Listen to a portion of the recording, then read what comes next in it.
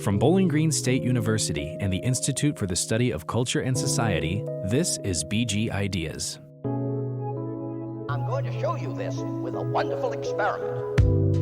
You're listening to the Big Ideas Podcast, a collaboration between the Institute for the Study of Culture and Society and the School of Media and Communication at Bowling Green State University. I'm Jolie Sheffer, Professor of English and American Culture Studies and the Director of ICS. As always, the opinions expressed on this podcast are those of the individuals involved and do not necessarily represent those of BGSU or its employees. Bowling Green State University and its campuses are situated in the Great Black Swamp and the Lower Great Lakes region. This land is the homeland of the Wyandot, Kickapoo, Miami, Potawatomi, Ottawa, and multiple other indigenous tribal nations, present and past, who were forcibly removed to and from the area. We recognize these historical and contemporary ties in our efforts toward decolonizing history, and we thank the indigenous individuals and communities who've been living and working on this land from time immemorial. Today, I have the pleasure of talking about the brave new world of Chat GPT and artificial intelligence with Drs. Neil Baird and Kitty Burroughs. Neil is the director, and Kitty is the associate director of the University Writing Program here at BGSU. Thanks so much for joining me today. Thank you for the invite, and it's great to be here with you. Thank you. Can you start by telling us a little bit about the University Writing Program and your responsibilities in your respective positions? So, Neil, I'll have you start. Yeah, so I direct the University Writing Program, and it's responsible for our first-year writing courses here at BGSU, which is Writ 1110, a seminar in academic writing, and Writ 1120, a seminar in research writing. How many students take those courses each year? Most of our incoming students take it. I think we have upwards of 80 to 100 sections a semester. Yeah. And Kitty can talk a little bit more about our co-rec experience. Good. Right. As an associate director of University Writing Program, I work with instructors who teach our writing courses, whether it is with course design or with assessment. And a majority of my responsibility is with the Writing 1010 experience, to get students familiar with academic writing. And this is our most vulnerable group on campus who are taking our writing course. So these students need a lot of assistance. We've been hearing a lot in the news about Chat GPT and AI, both good, bad, and a lot of fear and uncertainty. Can you talk a little bit about what each of those terms means and why these tools are provoking consternation on college campuses? I think one of the things that we would like to help listeners understand is that AI has been with us for a little while now, right? Just think of Grammarly, right? Or even items in Google Docs where you have it help you make your wording a little bit more concise, right? And even Microsoft's grammar and spell check. Those are artificial intelligence tools, right? Where Chat GPT is new and is creating quite a frenzy is that it's an artificial intelligence that actually generates writing. I would like to add to that. So Chat GPT is really an AI language model. And it was designed to generate human-like text in a conversational context.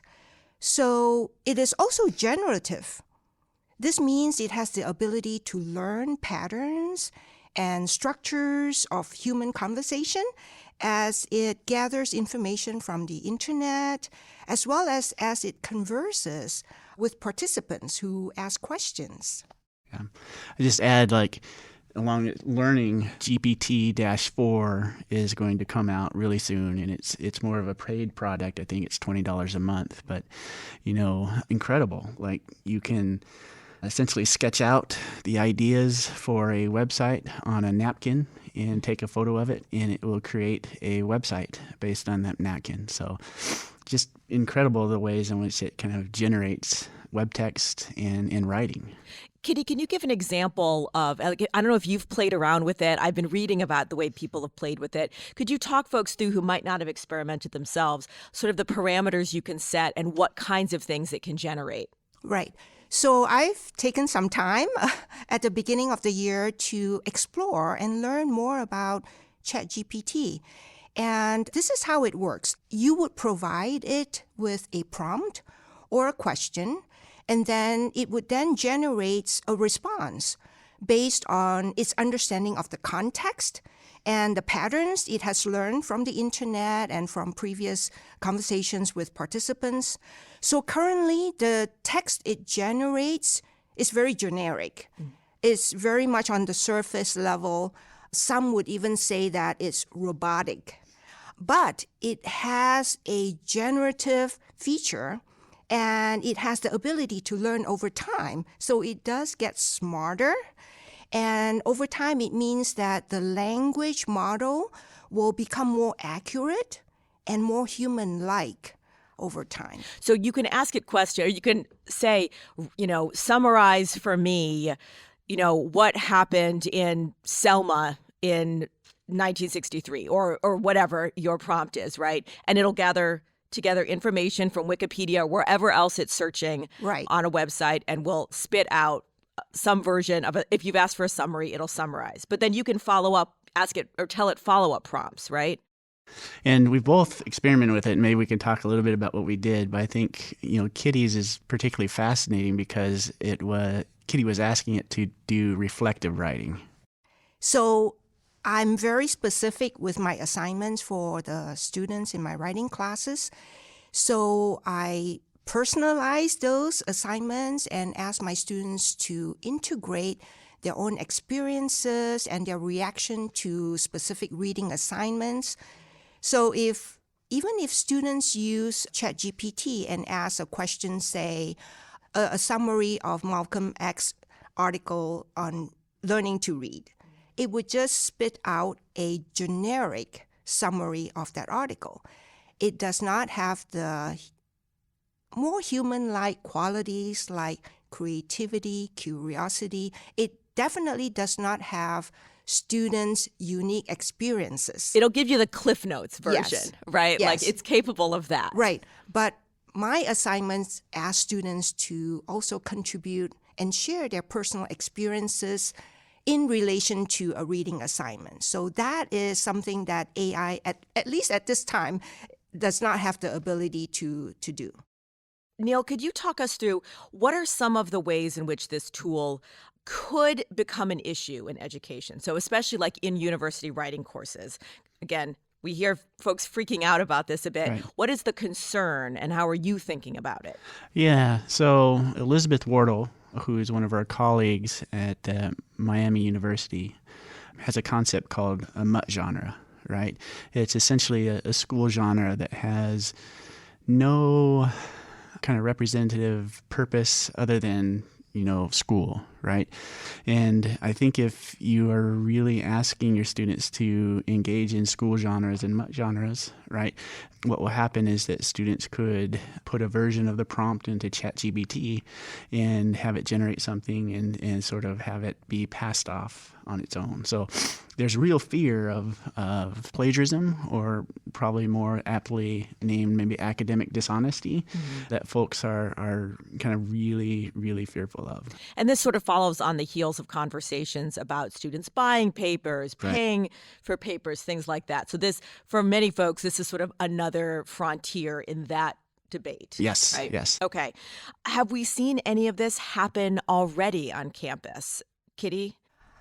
A few of our instructors have collected student writing that they suspect was generated through ChatGPT. So we are in conversations about how to broach that topic with students. One of the things we talked about in our recent meeting, a staff meeting with all faculty in the writing program, is to be transparent with our students about our position in terms of how we would use AI in the classroom, especially in writing, and also to think more deeply about how we design our courses and our assignments. So we are still, I would say we're still in, deep conversation about the topic. I'd say we've had within the university writing program only one instance of a faculty member bringing charges of academic dishonesty against a student, but we encourage our faculty to meet with the student to learn more about intentions behind those kinds of things, and learning kind of what the student did, decided not to kind of bring any kind of academic dishonesty charges towards the student. So, because part of what you're talking about, I think, Kitty, this is what you were saying, is that, these are our new students and often kind of our more vulnerable students, right? Some students may test out of some of these writing courses. And so it's a lot of students, thousands of students taking these classes, but part of it is they're new to the university and new to some genres of writing. Right? And so part of the work of UWP is not only to teach them the skills, but also to acculturate them to what are the rules for being part of an academic community. What is academic dishonesty? What are the practices that are okay? And what are the ones that are not? So how is that already kind of a part of the curriculum in some of these courses? So within our writing program, we do have a policy, a very brief statement that all instructors would incorporate in their syllabus. Essentially, it starts with, it is so tempting for students to want to find a shortcut to writing. But our advice is that in a writing classroom, it is very difficult for machines to produce the kind of writing we're asking our students to do. So we ask our students to focus on the writing process and to emphasize curiosity, creativity, critical thinking that AI cannot produce and cannot duplicate. And we also are very transparent, or we do share with students in the statement that new AI programs allow instructors to detect academic dishonesty. In short, we ask our students to be genuine and honest with their writing assignments, because in the long run, it can only help them transfer the knowledge they learn in our writing classrooms to other writings on campus. Yeah, I'd add that one of the things we can't escape is the impact of writing technologies on the process of writing. And so I think our faculty are really good at sort of helping students explore that, right? Here's spell checker, right? Here's what it does really well. Here's what it doesn't do really well. Here's how you can use it to kind of support, your writing. Here's Google Docs, right? If you hover over a phrase that's underlined, it will give you some options for how to make it more concise, right? But, you're in control, and you have to decide kind of what's the most appropriate move forward in terms of revising that. So, in general, we understand that writing technologies deeply impact the writing process, and we're kind of really good at helping students understand ethical uses of technology. Now we just have to do the same thing for Chat GPT. Yeah. And really what you're talking about is it's a new tool, right? And using tools means you have to understand when and how to use it appropriately.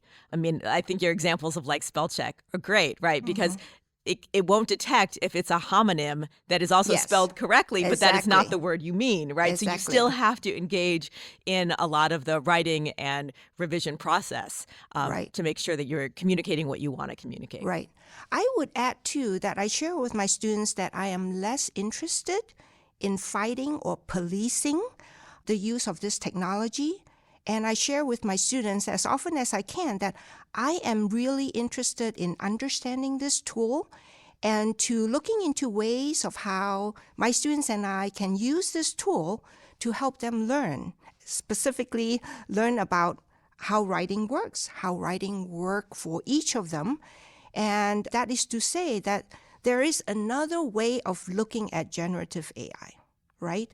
And that this tool can be an aid to our students' learning and for instructors to use it as a teaching aid.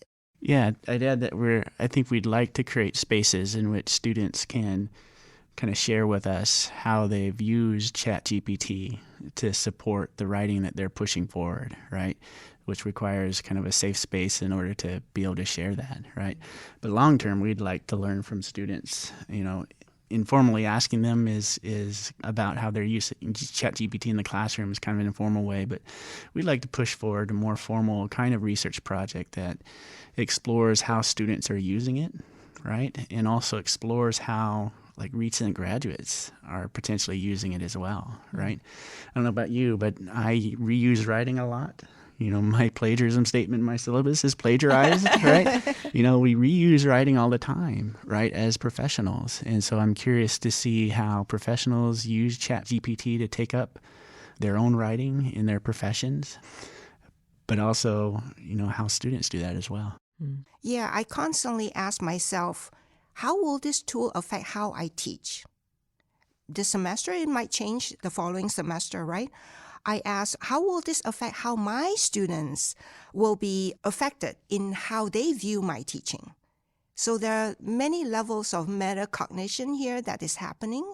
And I think we need to constantly, think about this issue. I don't see it as a problem, but I see it as an opportunity for me to improve my teaching, for my students to improve their writing if they have a better understanding of AI tools.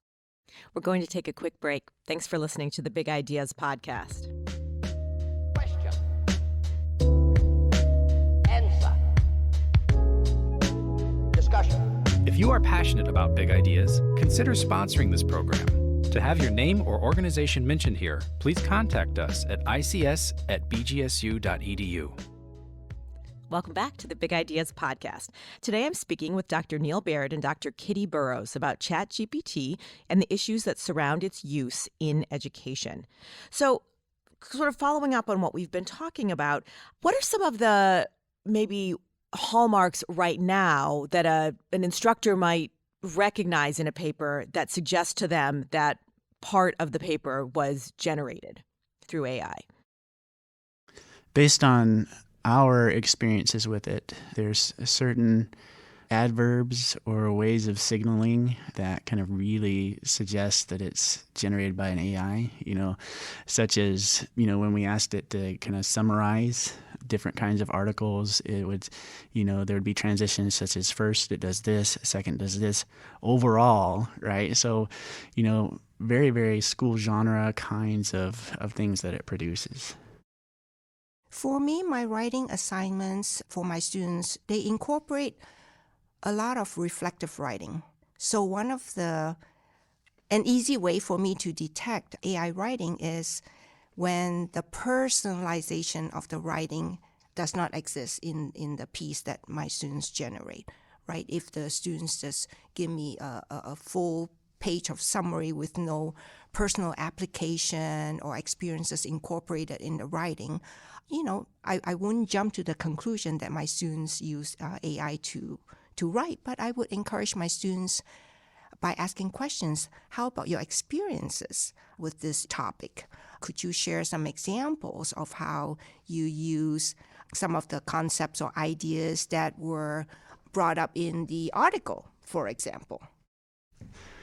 There's a moment, though, where you asked it to do some reflective writing and you were kind of surprised about how self-referential it was at one point. It's learning. Yes, it's learning. Yes. One of the questions I have is, I think some of the conversations that happen in college campuses are about kind of the changing student body, right? That we can see kind of the downstream effects of changes that happen at K-12. And we know that, for example, the pandemic really affected kind of mental health and some of the kind of school experiences of a generation of kids, right? I know that there has been concern for a while, even before the pandemic, about the ways in which kind of the use of standardized testing has had a negative impact on students' kind of critical thinking and creative expression, right, in writing, that they've been trained throughout their elementary and secondary education to sort of like spit back what, in ways that work for a multiple choice test, right? Neil, do you have concerns about kind of the use of Chat GPT sort of potentially accelerating that with students relying on kind of surface summary? And how are you thinking about making sure that students continue to develop those deeper skills? Right. I do. right? Although Chat GPT doesn't do so well on standardized tests, I think it scores a 2. Both Chat GPT-3 and Chat GPT-4 both scored 2 on standardized tests. So there's that. But I do have that worry, right? And we'll see, a lot of plagiarism cases and issues of academic dishonesty happen near the end of the semester as, students struggle in each of their courses, deadlines loom, those kinds of things. So, I do worry about that. But one of the ways that we're thinking of guarding against that is making students aware of the tool, right? And talking through it and encouraging its use and talking through with students its ethical use and when is it appropriate to use it and when it's not appropriate to use. And Kitty, how are you thinking about kind of maybe updating assignments and things? You already do a lot of reflective and creative writing that, isn't going to be something they can get from Wikipedia or Spark Notes or whatever. Right. How are you evolving those practices to help students understand kind of what a tool like Chat GPT can help them with and then how they need to take it from there? That's a very good question. I look back at first semester writing courses and how freshly minted freshmen comes into a writing class and how they perceive academic writing. One of the things I have a conversation with the class is that many students take their first writing course not understanding or maybe not valuing what they bring to the table. Students, they are thinking academic is about what I can share in terms of elevated knowledge that is expected at the college level. But I think even before that, students really need to value what they bring to the classroom. Their experiences has meaning to the kind of writing that we teach. We value process. It's important for students to understand what their writing process is and what it looks like when they are taking that first semester writing course or a second semester writing course that evolves around research, right? Even with research writing, students need to not just write a topic about, say, recycling and what everything about recycling has been shared out there in research, but I want to know what their views are, right? What their research questions are, that unique question that they bring to the table in that conversation about recycling. And that's kind of the difference between the sort of mutt genre and where you're trying to get them to head to. The mutt genre is the just, okay, synthesize, find 5 sources, synthesize them, and then give that back to me. When that's not actually what we want writing for. Yes. Right? I mean, Right. even journalism, is persuading us of something, is trying to tell us how to understand this thing. Yeah. So, Neil, how are you thinking about these things? Yeah, as so director? I think making your assignments specific and connected to your learning outcomes as possible, I think is something to really think through, right? So, for example, one of our standard assignments in RIT 1120 is an annotated bibliography, right? So I asked Chat GPT, could you give me an annotated bibliography in APA format with 10 sources about police report writing? And it couldn't do that. But then I asked it, what would be 10 sources I could use in my paper on police report writing in APA? And it could give me 10 sources, right? And then I took one of those sources and gave ChatGPT the title of it and could you annotate this for me? And it could, right? Although across our experiences, there's some differences in how well ChatGPT annotated something, right? But for an example, in terms of making your assignments more specific, if I just said to students, annotate, right, then they could easily draw upon ChatGPT to help them complete that assignment. But I have specific requirements for my annotation. So the assignment essentially is annotate 10 sources, but your annotations need to do X, Y, and Z, where X, Y, and Z are really connected to my learning outcomes for that assignment, right? And Chat GPT can't give me that kind of an annotation, right?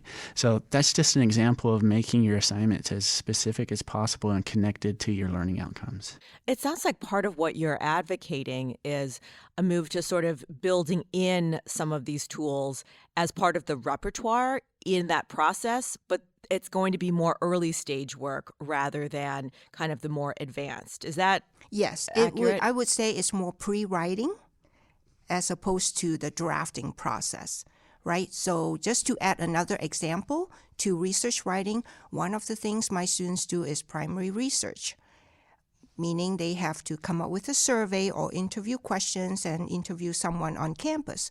So one of the things we did was a couple of weeks ago, as a class, I told the students, let's explore what Chat GPT can teach us about creating a survey or questions on your topic.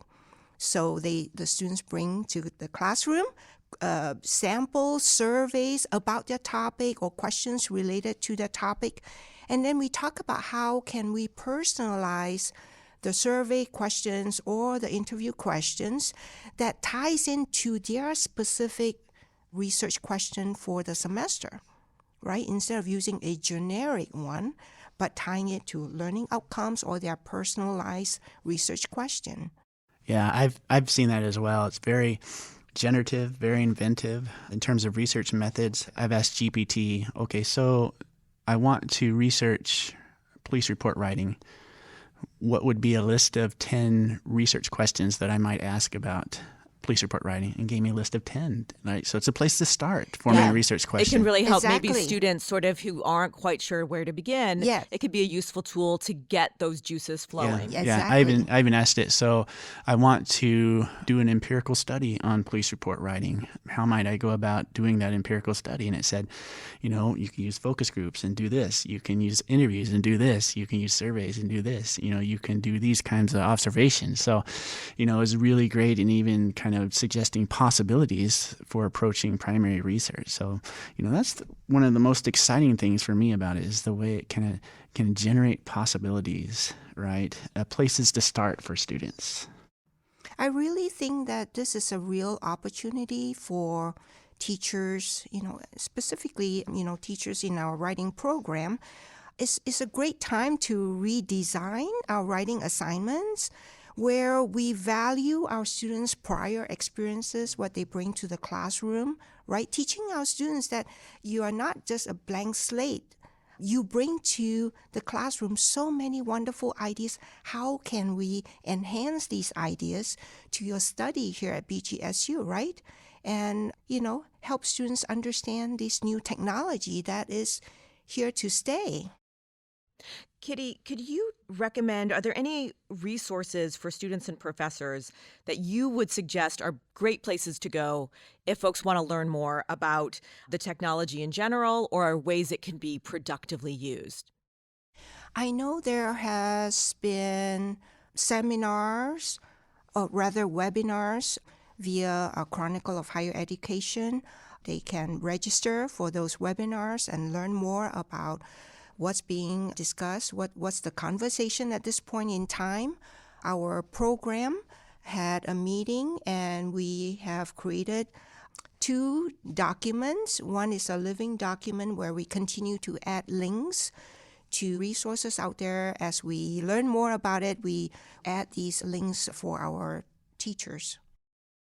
Yeah, and we just started curating a list of sources, you know, from such sources as Chronicle of Education, Inside Higher Education, those kinds of things since November when Chat GPT came on the scene to present day, right? We have, you know, links to other AI tools other than Chat GPT. Like I think Google is coming out with its own called Bard of all things. So I thought that was interesting. And then it also has, you know, linked to position statements in our field as well as a Canvas module that folks in writing studies created to help faculty members introduce their students to ChatGPT and other AI tools.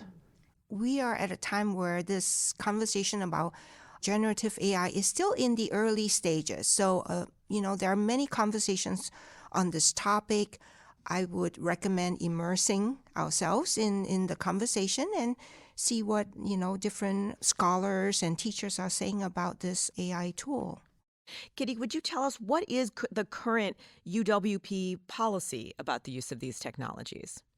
The current policy is that we should look at AI as something that's here to stay, but we can learn a lot from AI. But there are appropriate ways to use text generated by AI, right? We want to teach our students how to do it ethically, right? We definitely do not recommend students to just copy and use the information generated through Chat GPT in their work. They can certainly use it as a pre-writing tool and learn from it. And for me personally, I'm looking into how can students share what they are using from Chat GPT in writing about their writing process, and to cite it, right? My students in research writing are already generating information of how they are using some information from Chat GPT and how that has learned their writing process to evolve over time, over the semester.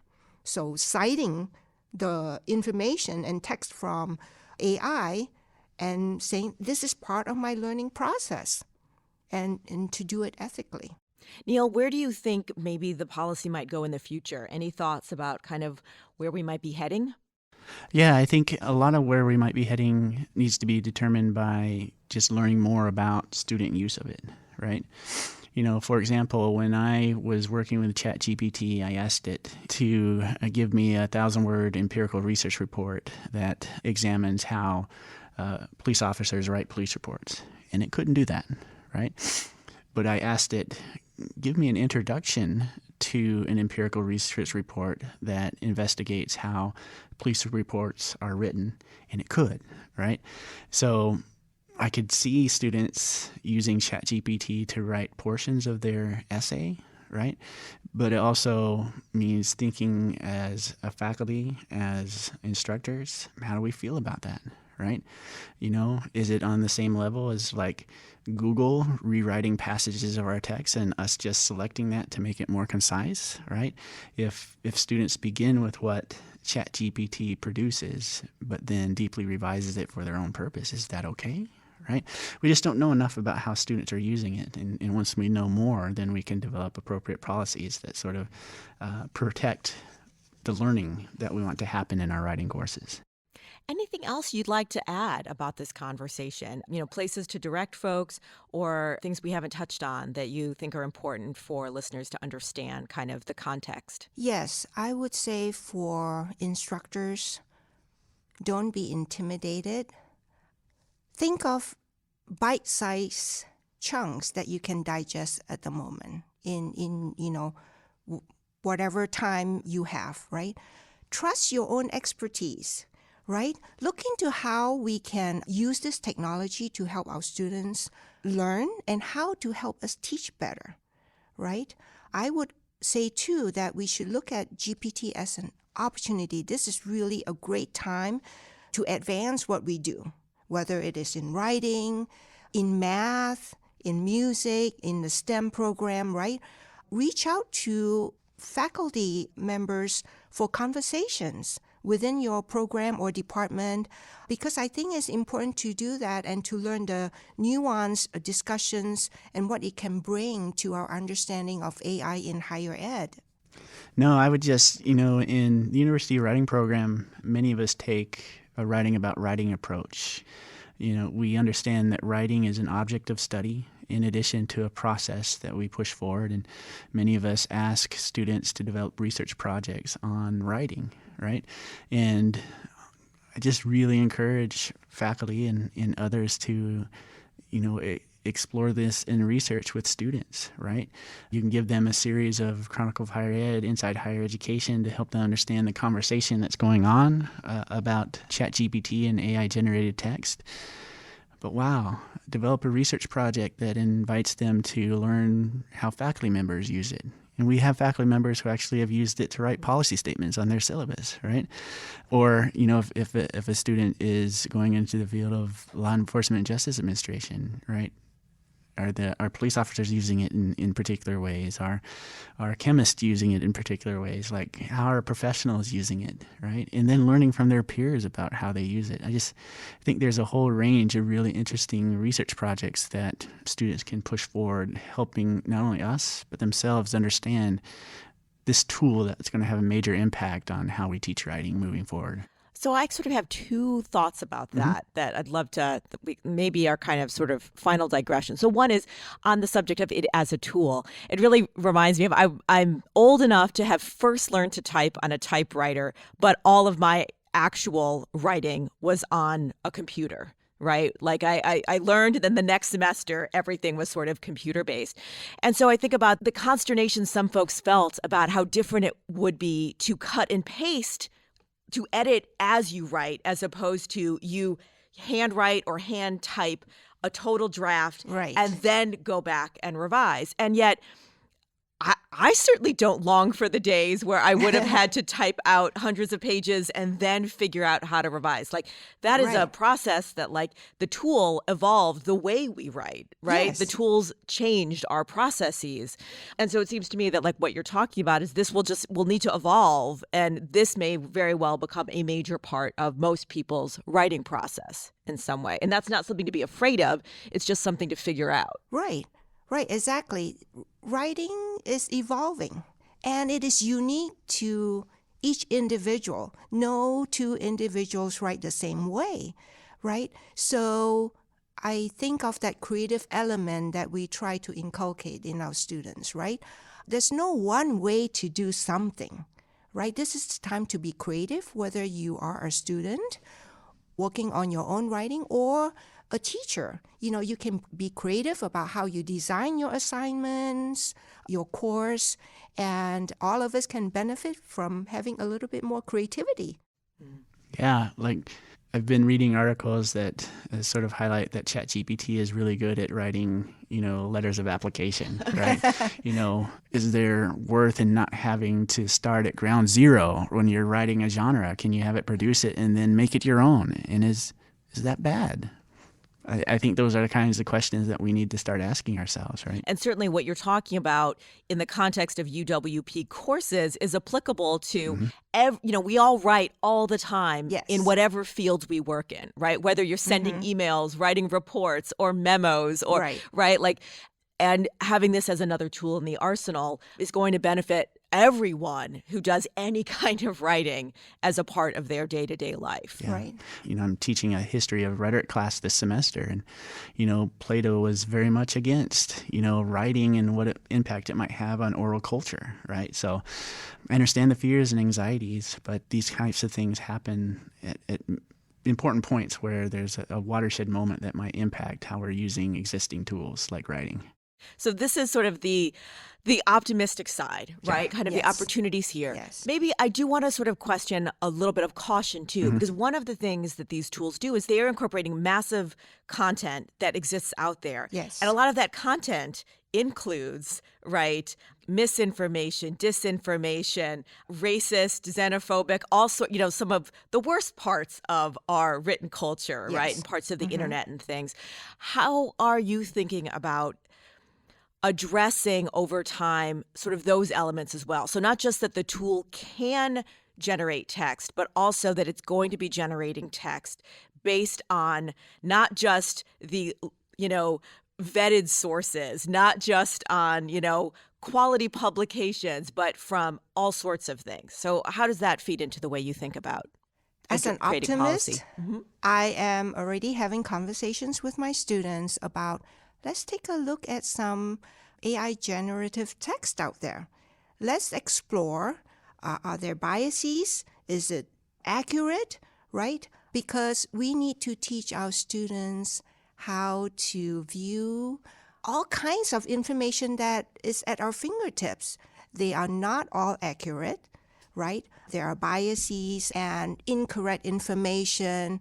So this is really a great time to introduce our students to how do we evaluate information, right? We are not going to have less information in the future. We're going to have more fake news, fake voices, right? Fake images. how are we going to assess what's being fed to us? I think this is a great opportunity for us as educators to work with our students and help them learn what's out there and how to assess information. I think one of the things that I'm trying to do is see what Chat GPT produces through the lens of diversity, equity, inclusion, and access, right? So, well, number one, it was really interesting when I asked it to develop a series of research questions on a research project. There were one or two that really acknowledged diversity, inclusion, equity, access, right? But not all of them did. So having conversations with students about what do these questions assume, right? What do they not assume? Those kinds of things I think are really important. And also same thing if you ask ChatGPT to generate research design or interview questions, focus group presence, survey questions, right? Having conversations with students. Okay, it says you can use surveys in this way, but how are you going to target, a robust and diverse population of students to survey, right? What do these interview questions assume about who you're interviewing, right? So I think approaching these things through the lens of diversity, equity, inclusion, and access will be really key to helping, us understand not only ChatGPT, but how we can use what it produces effectively in our writing. Thanks so much for joining me today. It's been great talking with you both. Thank you. Thank you. Listeners can keep up with ICS by following us on Twitter and Instagram at ICS-BGSU and on our Facebook page. You can listen to Big Ideas wherever you find your favorite podcasts. Please do subscribe and rate us on your preferred platform. For more information or to propose a guest for a future episode, visit us at bgsu.edu/BG Ideas. Sound engineering for this episode was provided by Caitlin Herman, Marco Mendoza, and Brendan Akatora. Research for this episode was by Joe Elia.